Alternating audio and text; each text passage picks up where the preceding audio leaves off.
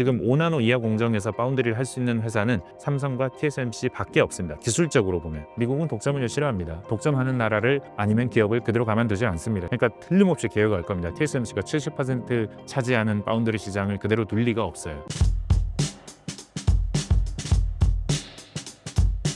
삼성이 파운드리 사업에서 TSMC에게 밀린 결정적인 이유는 무엇인가요?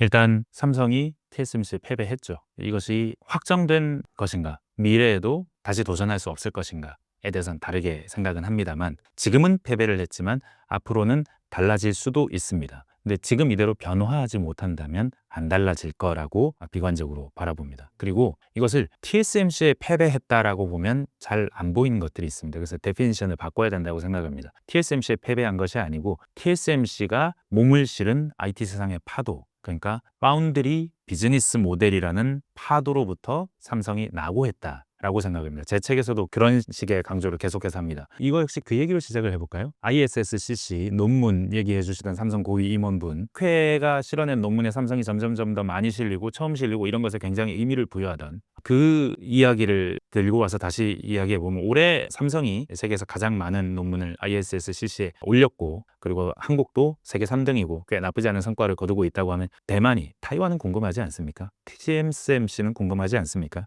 대만은 20건이에요. 한국은 44건의 논문을 내는 동안 절반도 안 됩니다. 그리고 TSMC는 삼성의 절반도 안 됩니다. 논문이. 삼성이 11건인데 절반 정도 될 거예요. 그러면 기술적으로 여전히 삼성이 앞서 있는 거 아니냐라고 생각할 수 있지만, 다르게 보셔야 되는 겁니다. 삼성은 기술력이라는 것을 어떻게 정의했는가? 지금까지 설계 능력으로 정의해온 겁니다. ISSCC에 논문을 낸다는 건 새로운 종류의 설계 능력, 새로운 종류의 기술, 이런 걸 뭔가를 개발했다라는 걸 포인트를 두는 겁니다. 그게 삼성이 포인트를 두어왔던 것이고, 새로운 종류의 기술이 있으면 우리는 저절로 할 수 있게 돼. 근데 TSMC는 다릅니다. TSMC는 그냥 만드는 회사입니다. 쉽게 말하면 뭔가를 새로운 설계를 만들어내는 것보다는 양산을 잘하고 꼼꼼하게 만들어서 제대로 만드는 것에 특화된 곳입니다. 그러니까 이건 노하우가 훨씬 중요한 겁니다. 반도체 만드는 과정을 설계와 공정과 설비 이 정도로 엔지니어로 나눈다고 하면, 삼성은 이 설계 엔지니어가 중요하다, 이것이 우리의 미래다라고 보고 이렇게 끝까지 달려온 회사라면, TSMC는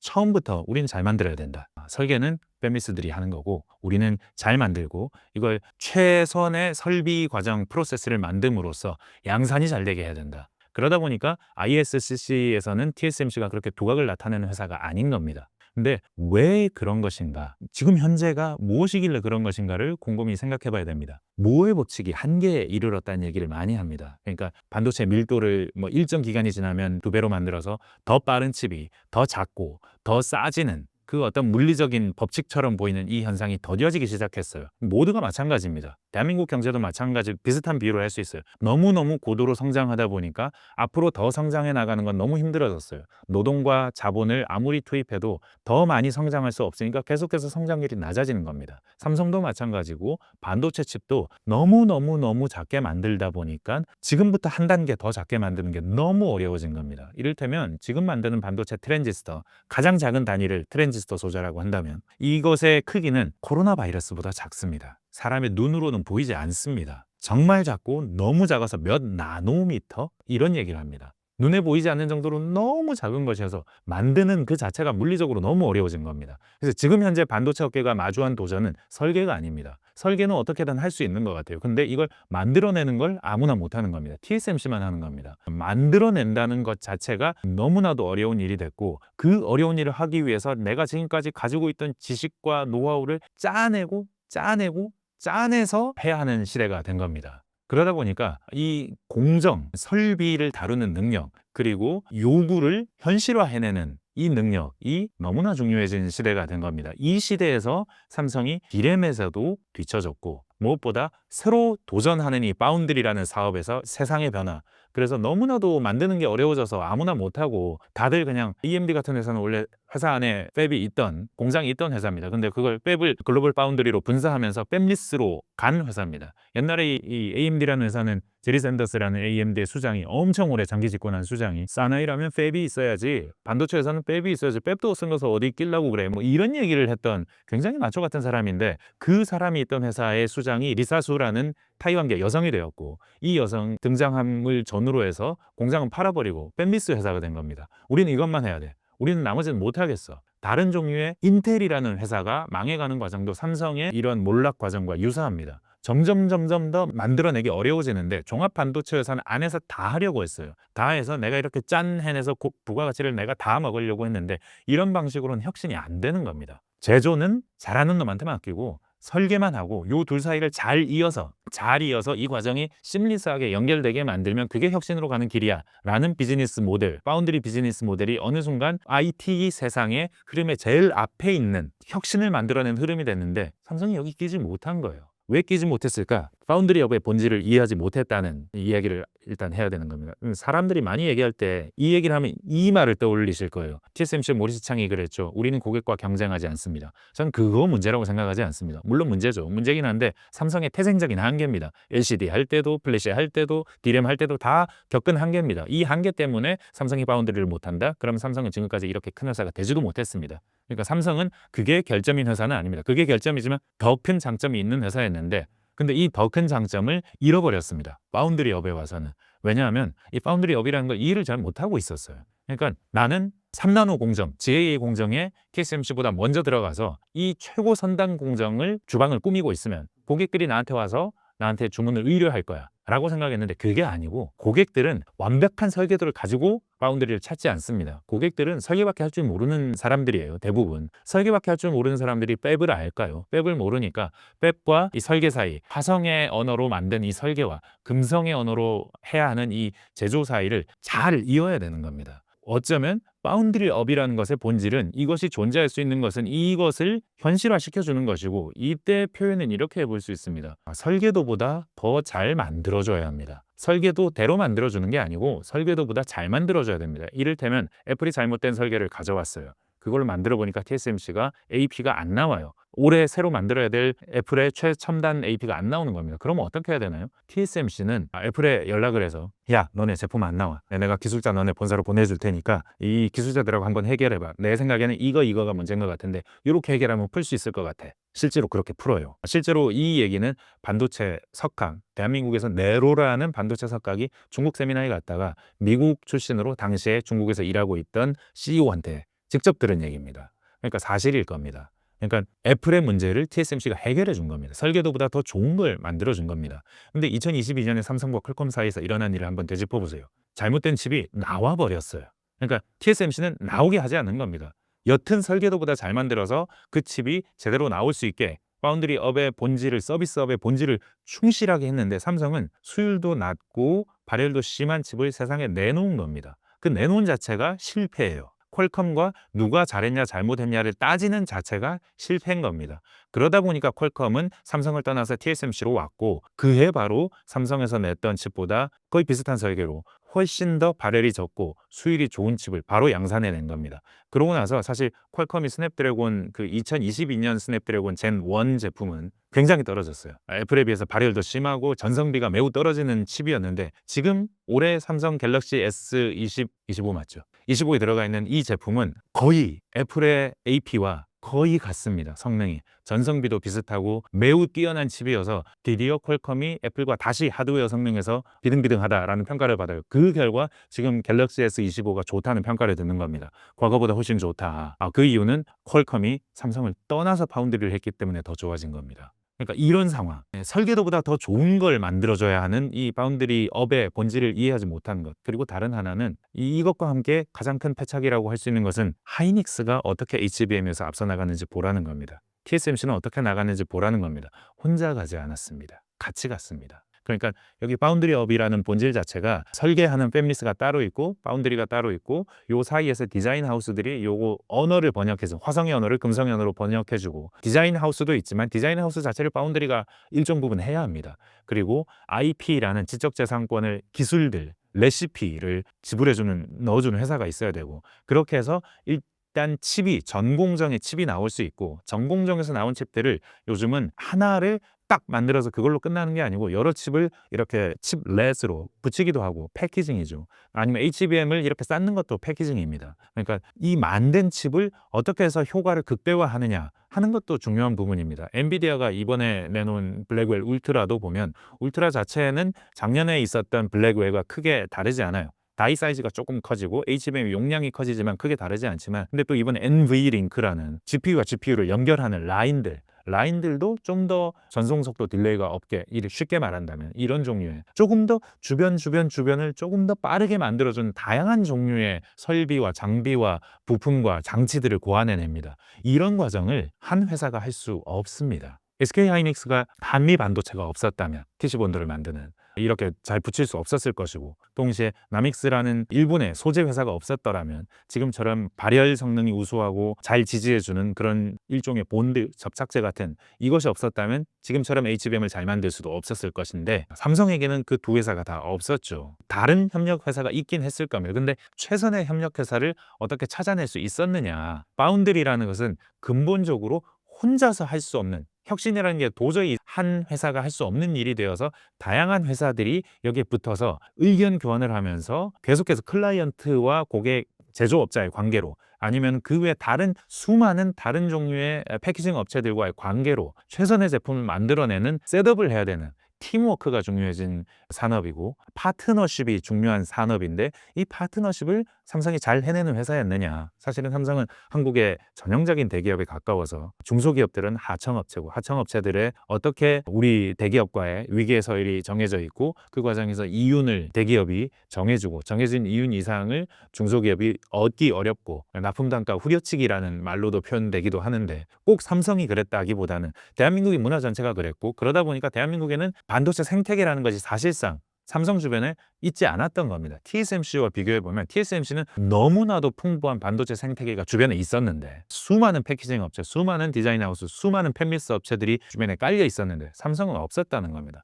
학습도 해보지 않았는데, 그랬는데 파트너십도 부족하고 더 잘 만들어주는 방법도 몰랐는데, 새로운 주방만 만들어 놓으면, 3나노 GA라는 새로운 주방만 만들어 놓으면 고객이 오겠거니, 고객은 그런 회사에 갈 수가 없습니다. 최선단 공정의 칩을 파운드리 맡긴다는 건 그 회사의 운명을 그 파운드리 회사에 맡기는 거예요. 팹리스 입장에서는. 근데 이 팹리스들이 엄청 큰 회사들입니다. 이제는 팹리스라고 부를 수도 없고 빅테크 회사들이에요. 아마존, 애플, 엔비디아, 구글, 이런 회사들이 자기 회사의 명운이 걸린 칩을 만들어낼 수 있을지 없을지도 불확실한 회사, 번역을 잘 해내는지 아닌지도 불확실한 회사, 트랙 레코드를 보면 실패해서 퀄컴이 떠나게 만든 회사, 맡길 수 있었겠습니까? 없었을 거라는 겁니다. 그러니 지금 당장 파운드리에서 지금 2나노 공정을 올해 연말에 만들어낸다고 합니다. 거기에서 또 고객을 유치하면 좋겠지만 할 수 있는 확률은 거의 없다. 기술 개발 차원의 의미가 그친다. 그 자체가 의미가 없는 건 아닙니다. 지금 5나노 이하 공정에서 파운드리를 할 수 있는 회사는 삼성과 TSMC 밖에 없습니다. 기술적으로 보면. 실질적으로는 사실 삼성이 5나노 이하에서 고객을 받고 있지는 못하지만, 자체 고객 말고는, 작은 고객 말고는, 여튼 기술적으로는 전 세계에 삼성밖에 없어요. TSMC 다음 대안은. 인텔이라고도 하지만 인텔이 할 수 있을지 없을지는 봐야 아는 겁니다. 이렇게 삼성이 선단 공정은 만들어냈지만 고객은 만들지 못하는 상황이 반복되었고, 그 결과가 지금 한 자릿수대로 떨어진 파운드리 시장 세계 점유율이 되었다. 지금 당장은 이 위기 상황을 극복하고 파운드리가 갑자기 빅테크 업체를 하나 2나노에서 유치했습니다. 이런 소식이 나올 확률은 없습니다. 전략적으로 실패를 했습니다.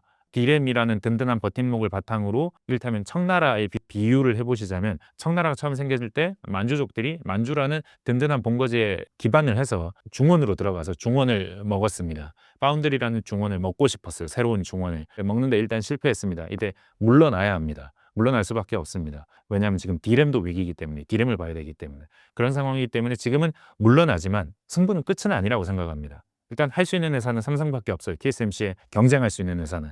그리고 미국도 어느 순간 도와주는 날이 올 겁니다. 도와줄 때 우리가 어떻게 잘할 수 있느냐. 왜 도와준다고 하냐면, 미국은 독점을 싫어합니다. 독점하는 나라를, 아니면 기업을 그대로 가만두지 않습니다. 자기 나라 기업도 다 쪼개버린 역사가 있는 나라입니다. 그러니까 틀림없이 개혁할 겁니다. TSMC가 70% 차지하는 파운드리 시장을 그대로 둘 리가 없어요. 그 기회를 차지하기 위해서는 지금부터 차곡차곡 준비를 해야 됩니다. 저는 파운드리 분사해야 된다는 의견에도 동의하지 않습니다. 분사하고 난다면 파운드리를 포기한다는 의미일 것이고, 그렇다면 삼성이 포기한 파운드리를 나라가 살릴 수 있을까? 다른 어떤 주체가 살릴 수 있을까? 저는 그렇게 생각하지 않습니다. 근데 삼성의 미래가 파운드리 없이 완성될 수 있을까? 끊임없이 성장해야 됩니다. 기업은 성장하지 않으면 도태되게 돼 있으면, 그게 기업 역사의 진실이죠. 근데 이 성장할 수 있는 지금 현재 보이는 가장 유망한 가능성은 파운드리입니다. 지금 당장 몇 년 비춰질 수는 있지만 그럼에도 불구하고 삼성에게 남겨진 가장 잘할 수 있으면서도 현실적으로 가능한 옵션은 파운드리라고 보이고 이 옵션을 포기해서는 안 된다. 그런 측면에서 보자면 앞으로 지금과는 다른 전략으로 지금 실패했던 그 많은 것들을 어떻게 만회할 수 있는 차곡차곡 쌓아가는 축적의 시간이 필요하다라고 생각이 됩니다. 이 위기를 극복하기 위해 삼성전자가 취해야 할 전략은 무엇인가요? 삼성전자는 몰락의 단계를 걷고 있습니다. 기업도 사람과 같습니다. 생로병사가 있습니다. 미국의 큰 기업들의 역사를 연구해 보면 결국은 생로병사를 겪습니다. 피할 수 없는 일입니다. 얼마나 더 오래 계속해서 지속할 수 있느냐는 기업이 속한 필드가 묻는 질문에 정확하게 답을 하느냐에 달려 있다고 생각하는데 지금으로서는 삼성이 답을 하지 못하고 있습니다. 당연히 몰락의 단계에 있다고 볼 수 있습니다. 그러나 몇 가지 희망적인 점이 있습니다. 아까 파운드리에서 경쟁할 수 있는 회사는 삼성뿐입니다라는 것도 하나의 희망이고 지정학적으로도 미국이 일본을 죽이고 삼성을 지원하던 80년대 중후반대를 한번 생각해 보시죠. 그때처럼 도와주면 정말 좋죠. 근데 그때처럼 도와주지 않더라도 그때처럼 일본을 죽이려고 할 때처럼 삼성을 죽이고만 하지 않아만 줘도 다행인 겁니다. 지금의 지정학 한번 살펴보면 물론 한국에 유리한 지정학은 아니지만 중국을 죽이려고 하고 있어요. 중국을 죽이려고 한다는 것은 반도체 장비도 수출을 하지 않고 좋은 GPU는 수출하지도 않고 이런 종류의 정책을 미국이 취하고 있거든요. 이 자체가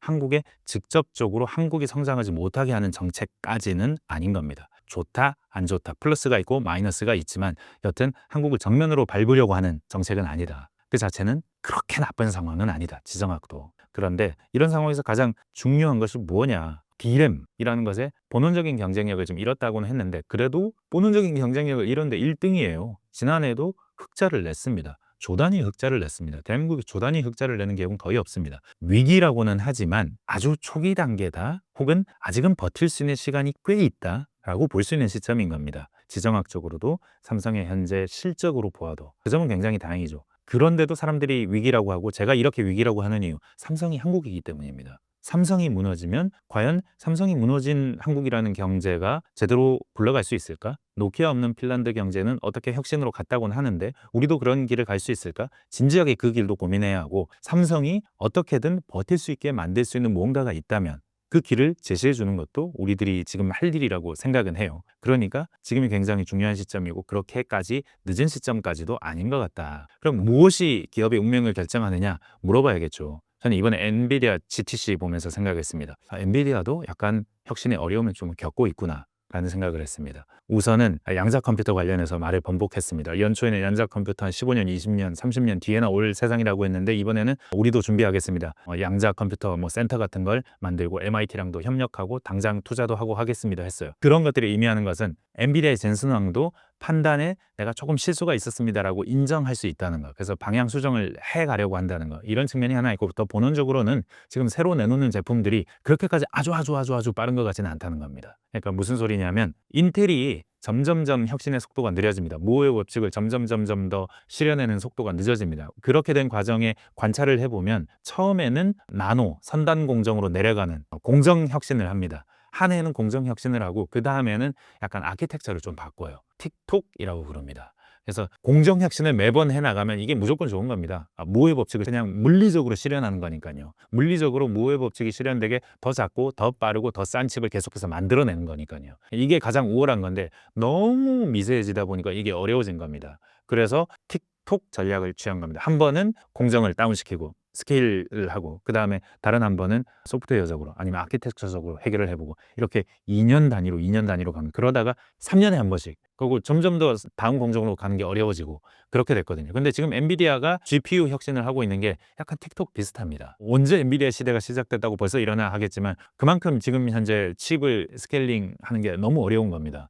그러니까 이를테면 GPU라는 게 블랙웰이 이제 울트라가 됩니다. 작년이 블랙웰, 올해가 울트라. 근데 블랙웰이라는 게 작년에 중하반기에 나오기로 했었는데 못 내요. 그래서 작년 하반기가 돼서 겨우 출시가 됩니다. 그리고 이번에 블랙웰 울트라가 나오는데 울트라는 블랙웰의 다이를 약간 키우고 말씀드렸지만 HBM을 지금까지 8단 HBM을 썼던 게 12단 HBM을 써서 그래서 HBM 용량이 1.5배가 되는 거. 이 정도 차이가 있는 겁니다. 큰 틀에서는 작년 제품과 크게 다르지 않아요. 내년에 나오게 된다는 루빈, 이 되면은 공정이 달라지는 겁니다. 그러니까 틱톡인 거죠. 틱톡이라는 건 인텔에서도 말씀드렸지만 물리적으로 3단 공정으로 가는 게 힘들어졌기 때문에 나오는 현상입니다. 그리고 이 과정에서 HBM에 의존하고 있고 GPU가 빨라지는 속도가 그렇게 빠르지 않은 것 같다라는 점을 확인할 수 있어요. 근데 고객사들은요, 엔비디아가 빠르지 않다고 기다려주지 않습니다. 인텔이 빠르지 않을 때 처음에는 기다려주다가 이거 안 되겠다, 우리가 직접 해봐야겠다 하고 나온 게 각 회사들이 설계를 하고 TSMC에 맡기는 모델입니다. 그래서 지금